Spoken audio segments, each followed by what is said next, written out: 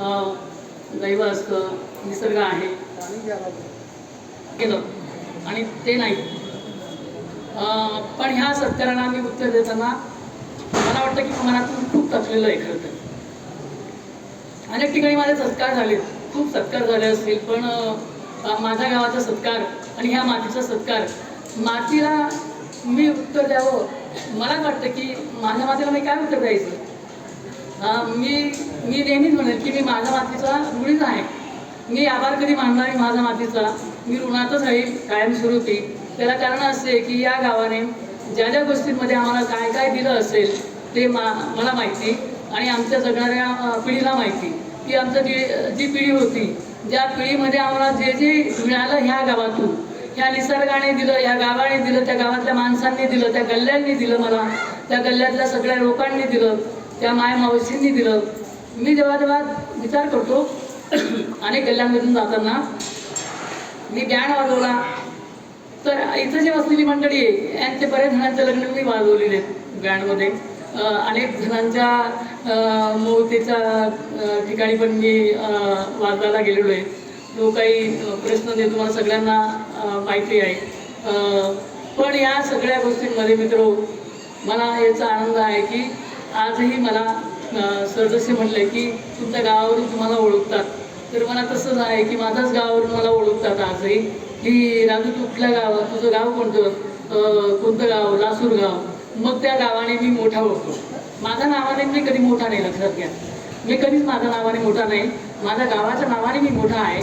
आणि तेच मला जास्त आनंदाची गोष्ट आहे खरं तर की गाव काय देतो तुम्हाला. गाव मी म्हणतो की तुमचं सगळं अस्तित्व जे असतं ना, तुमच्या आतमधले जे अवयव असतात ना, ते गाव म्हणजे गाव हे तुमचं गाव म्हणजे तुमच्या आतमधले अवयव आहेत. एक एक पार्ट येतो सगळा असा. तुम्ही जतन केलं पाहिजे. ज्यांनी त्यांनी आपलं गाव जतन केलेलं असेल तो नक्कीच तो आतून श्रीमंत असतो. मी आतून खूप श्रीमंत आहे. त्याचं कारण मला कळलेलं आहे की माझं जर जगणं बालपण असेल, तुम्ही किती मोठे होऊन जा, किती मोठे तुम्ही जोपर्यंत तुमच्या गावाशी नाळ तुमची नीट असेल, जगण्याची असेल, ती समृद्ध होत असेल तुमच्या आतमध्ये, तर तेव्हा मात्र अरे माणसा कसा रेळ जाणार, कोरा कागद छाती सळी होतो शहाणा. म्हणजे माणूस सारखा माणूस किती येडा असेल ना, पण कोरा कागद त्याला छापायला टाकला की तो शहाणा होऊन जातो. म्हणजे वाचता येतं आपल्याला. म्हणजे किती अर्थपूर्ण असे लोकांनी लिहिलेलं. आणि ते आमच्या खंदेची बहिणाबाई, त्या बहिणाबाईचं, मानवदादा असतील, या सगळ्या लोकांचं, अशोक कोतवाल असतील, या आमच्या सगळ्या गोतवळ्यामध्ये मला काहीतरी वाचता आलं नीटपणे. आणि नीटपणे वाचता येणं म्हणजेच काय की मी बऱ्याच ठिकाणी म्हणतो की बऱ्याच लोकांच्या हातात रद्दी पडते. म्हणजे मी खूप वाचलं, मी खूप अभ्यास केला, मी साहित्य खूप वाचलं, पण मित्र माझं भाग्य चांगलं की माझं भाग्य याच्यासाठी चांगलं की गावातही मला चांगले मित्र मिळाले आणि साहित्यात पण चांगले मित्र मिळाले की त्यांनी माझ्या हातात आधी चांगले पुस्तकं दिली. म्हणजे चांगले पुस्तकं वाच, हे पुस्तक चांगलं आहे अशी सांगणारी मित्र माझ्याजवळ होती. म्हणून मला आधी चांगले पुस्तकं माझ्या हातात आली, रद्दी आली नाही. अनेक माणसांचं आयुष्य निघून जातं, आता रद्दीच येते. चांगलं पुस्तक यायला पूर्ण आयुष्य निघून जातं. तर माझ्याकडे मित्र आली चांगली. आणि गावातली मी बऱ्याच ठिकाणी म्हणतो की मला माणसांची बेरीज करता आली. चांगल्या माणसांची बेरीज माणसाला करता यायला पाहिजे. तो माणूस योग्यपणे घडतो. ज्याला माणसांची बेरीज नाही करता आली, मी विचार करतो. मला कितीतरी मुलाखतीमध्ये मला विचारलं सर की तुला कधी असं वाटलं नाही का की तुला त्रास झाला असेल असं काही की तुला जात व्यवस्था काय आहे, गावगाड्यातली जात व्यवस्था कशी आहे, उतरणं कशी असते गावगाड्यातली. म्हटलं हो आहे ना, असं तुला असतं. मग मी त्यांना म्हटलं की पण मला एक सांगायचं आहे खरं तर की ज्या गावाने मला राम मंदिरामध्ये 15 दिवस पावसाळ्यापासून झडीमध्ये खुलं करून दिलं असेल, तुम्हीच वाचलं म्हणलं. ते मुलाखतीमध्ये सांगितलं मी की तुम्हीच वाचलं, तुम्ही मला विचारतायत.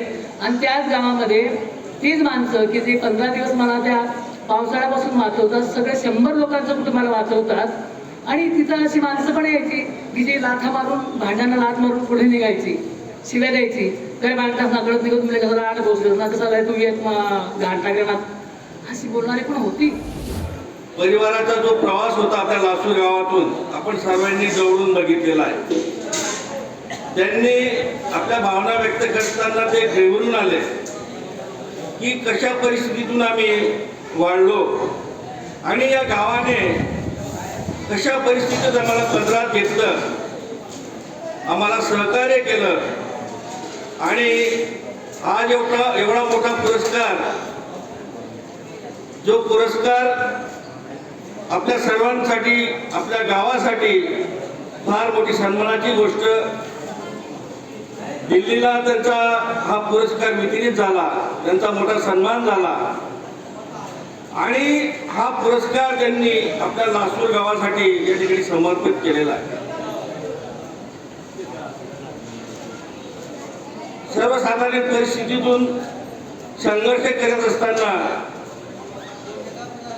परिस्थितीशी झगडत असताना जेव्हा माणूस एवढा मोठा होतो, एवढा मोठा पुरस्कार मिळवतो, त्यावेळेला त्यांच्या भावना आणि आनंद काय असेल सर, या भावना आम्ही आपल्या समजू शकतो. त्यांचे वडील बाबूराव काका, एक हा जो परिवार होता, भाविस्कर सर, कचरे भाविस्कर सर होते, आपण सर्वांनी जवळून बघितलाय. सर्वांशी मिसळणारा हा परिवार, आदराने नम्राने वागणारा हा परिवार आणि आज खरोखर हा परिवार मोठा झालेला आहे. ते सुंदर चित्रकार आहेत, लेखक आहेत. त्यांनी तरुण वयामध्ये जेव्हा आमचा फ्रेंड्स क्लब या ठिकाणी आम्ही काम करत होतो, त्यावेळेला ते अतिशय सुंदर मूर्त्या सुद्धा या ठिकाणी तयार करायचे आणि संगीतात सुद्धा त्यांनी या गावाला त्यांचं हे दिलेलं आहे, योगदान दिलेलं आहे आणि अशा विविध कलागुणातून आज ते पुढे आलेले आहेत. एक चांगली परिस्थितीतून आज ते आपले जीवन जगतायत आणि त्यांनी खरोखर आपला गावाचा या ठिकाणी सन्मान वाढवलेला आहे.